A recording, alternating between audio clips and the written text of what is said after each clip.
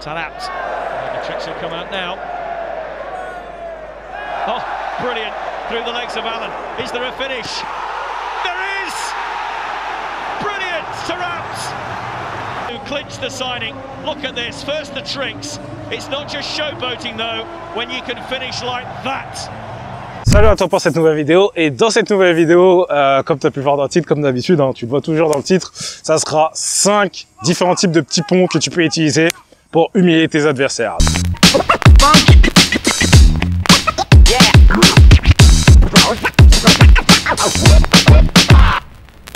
Cette vidéo est une réponse à Clash Danielou. Merci pour ton commentaire et j'espère que la vidéo ainsi que les petits ponts que j'ai choisis vont te plaire. Le premier petit pont dont on va parler aujourd'hui, et je les ai classés du 5e au premier, que pour moi qui est le plus efficace. Donc en 5e position, on a le petit pont plat du pied.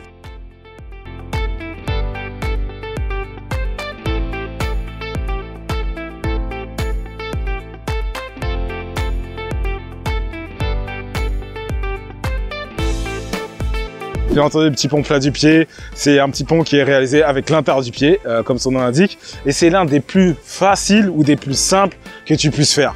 Simplement parce que tu utilises l'intérieur de ton pied, comme si tu faisais une passe en fait. Mais maintenant, faut comprendre aussi la situation dans laquelle tu veux le faire. Tous les petits ponts, pour tous les petits ponts, le défenseur devrait se jeter, tu vois.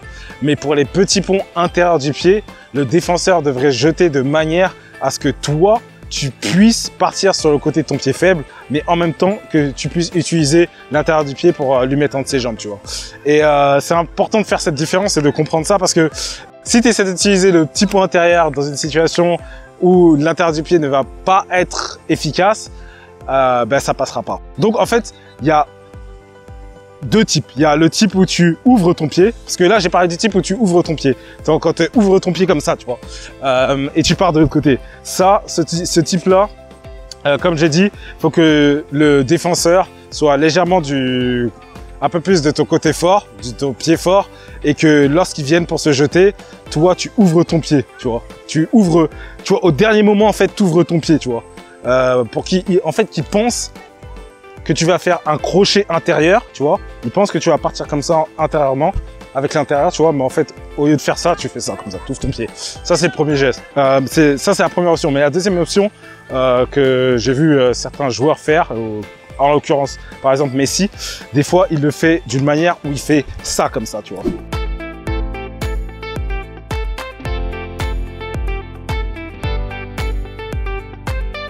Donc, en fait, il va te faire un crochet, mais en même temps, il va te mettre le petit pont. Et ça, c'est efficace quand vraiment le joueur, il est en train de se jeter, bien entendu, du côté de ton pied faible, il est en train de venir très rapidement. Mais c'est aussi à savoir que lorsque tu fais ça, il faut comprendre que faut vraiment maîtriser les gestes et maîtriser ton timing, parce qu'il faut savoir à quel moment le défenseur sera à une distance convenable pour que tu puisses justement lui mettre entre ses jambes, tu vois. Donc c'est ça. Donc pour moi, en 5e position, petit pont intérieur du pied. Ensuite, en 4e position, on a le petit pont en 2 touches. Et ce petit pont en 2 touches, il est avec la semelle et de l'extérieur du pied, comme ça.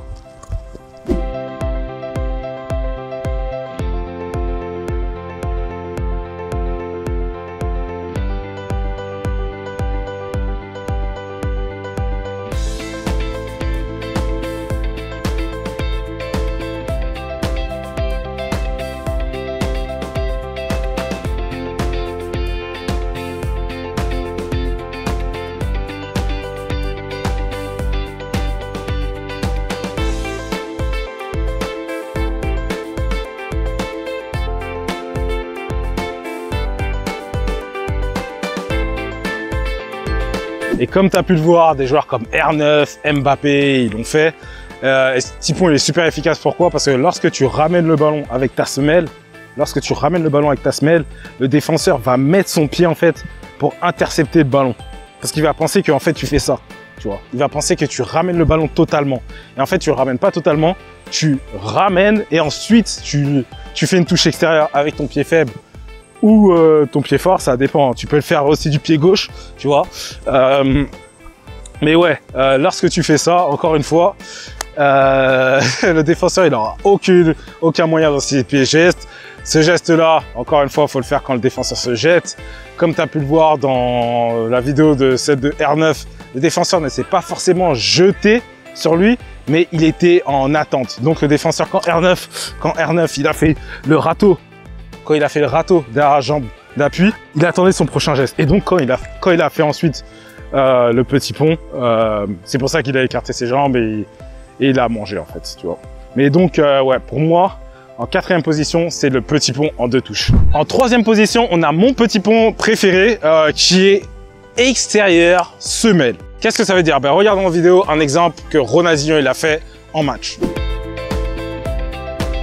Donc voilà, extérieur semelle, c'est mon préféré. Simplement parce qu'il est incroyablement stylé. Lorsque tu le fais, c'est humiliant. Ben, quand Ronaldinho il a fait, c'était humiliant. Il a arrêté le ballon. Ouf, comme ça. C'est magnifique. C'est magnifique. Mais pourquoi j'ai mis en 3e position? Pour la beauté, il sera en 1re position. Pour moi, il sera en 1re position. Simplement parce qu'il est dur. C'est dur à réaliser le moment auquel tu dois le faire ou la situation. C'est dur pour moi, hein. En tout cas personnellement pour moi.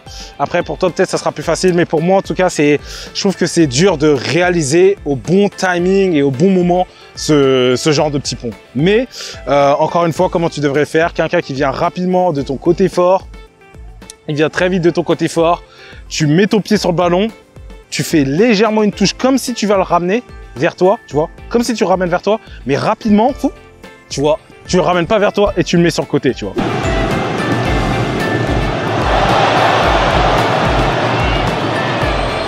C'est comme ça que tu devrais le faire aussi. Mais encore une fois, rappelle-toi que c'est assez dur d'avoir le timing et en même temps la situation dans laquelle le faire. La situation elle est un peu plus facile que le timing. En fait, c'est le timing vraiment la raison pour laquelle je l'ai mis en 3e position. Parce que c'est très dur de le faire au bon moment et de la manière dont Ronaldinho l'a fait. En 2e position, on a un autre petit pont. De toute façon, tous les petits ponts, ils sont magnifiques. Mais ce type de petit pont, il est vraiment humiliant et à la fois magnifique aussi. C'est le petit pont intérieur semelle. Pourquoi j'appelle intérieur semelle? Même si c'est avec la semelle, il va vers le côté de ton pied faible, tu vois. Même si tu n'utilises pas vraiment l'intérieur du pied, en vrai, c'est le même côté que l'intérieur du pied où l'intérieur du pied il irait, tu vois. Donc en gros, boum, c'est ça. Del minuto 29 de juego de esta primera parte. Ronaldinho, vaya la que le ha hecho a Pandiani, se rehace Pandiani entre 3. Para controlar ese balón en terreno de juego del Barça. Veíamos como la Cruz le perseguía a Ronaldinho, el público que se quejaba de una posible... Et comment tu veux le faire en fait? Tu veux le faire au moment, comme d'habitude, avec tous les petits ponts, les défenseurs doivent se jeter. Mais pour ce geste en particulier, le défenseur devrait se jeter du côté de ton pied faible. Donc il devrait venir, si tu es droitier, de ton côté gauche, si tu es gaucher, de ton côté droit. Et comment tu veux le faire? Tu veux le faire d'une manière à ce que, au moment où le défenseur veut lancer son pied, tu veux utiliser ta semelle pour mettre le ballon entre son pied qui essaie de prendre le ballon, et ton pied d'appui. Donc, en fait, pourquoi tu fais ça? C'est que la plupart du temps, lorsqu'un défenseur se jette, il vient les pieds écartés. La plupart du temps, les défenseurs, quand ils se jettent, ils viennent pas comme ça. Donc, ils sont pas en train de courir. Donc, tu vois, par exemple, si je vais te faire de face. Donc, par exemple, si un défenseur il vient vers toi, il est en train de courir, il va pas venir comme ça. Tu vois, en général, il va pas faire ça. En général, il va venir comme ça. Il va essayer de t'arracher le ballon comme ça. Tu vois, il va ou essayer de venir de t'arracher le ballon avec son pied gauche comme ça, ou bien comme ça.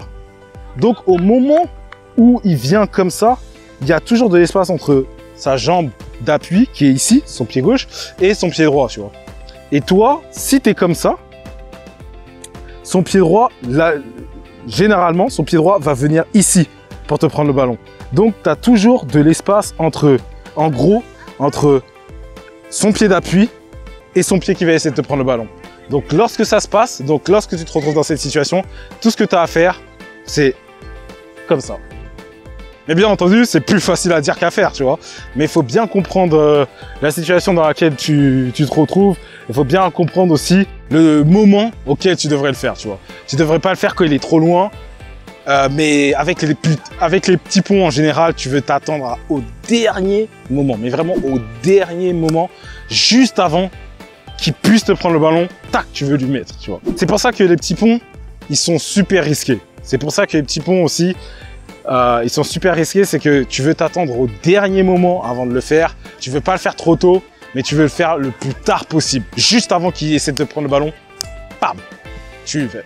Et en première position, pour moi, le petit pont le plus efficace que tu peux faire sur un terrain de foot et le petit pont que tu peux faire pour humilier n'importe qui, pour moi, c'est le plus efficace, c'est lequel? Fin de corps, touche extérieure. Donc quand tu fais ça,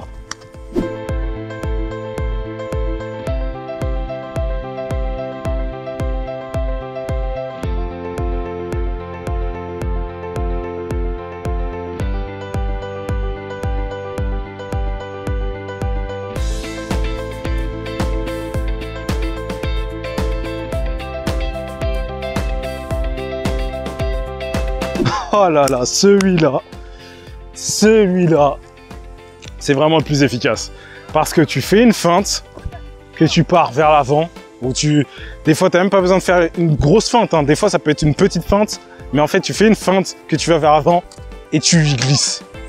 Et ça, c'est le plus efficace pour moi.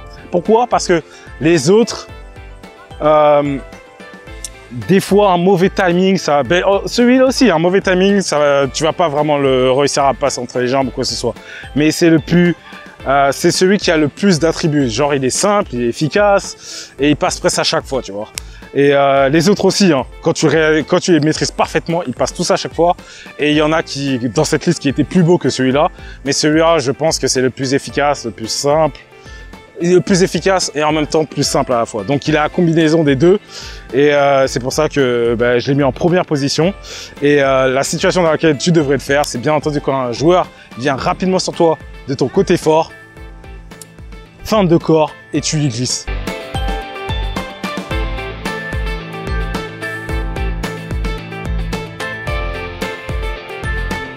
Et celui-là, il passe presque à chaque fois.